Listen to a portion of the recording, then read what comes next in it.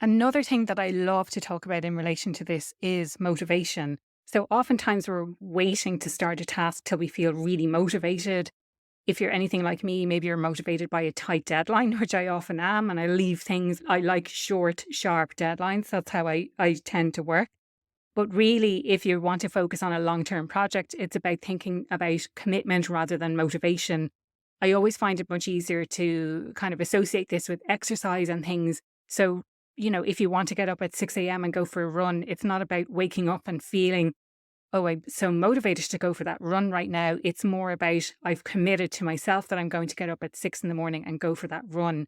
So same applies to work. It's probably, the analogies are a little bit harder to understand or to specify in those scenarios, but thinking about it as a commitment rather than waiting to feel really motivated.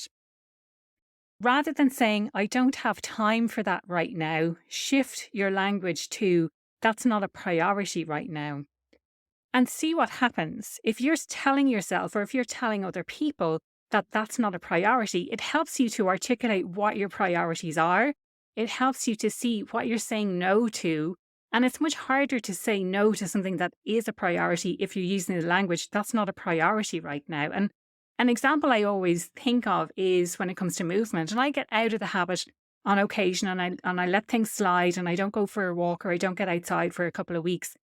And if I was really honest with myself, it's because I haven't prioritized getting outside. It's because I haven't prioritized actually getting out there and moving my body. Do something fun or do something that makes you laugh. And for me, this really came to the fore during the pandemic when I was stuck at home on my own and really wanting and needing that laugh at the end of the day. So I stuck on, I think it was Modern Family, which I'd only ever watched in bits. And I watched it from start to finish. I went back to some of my old favorites like Curb Your Enthusiasm and the US Office and things like that.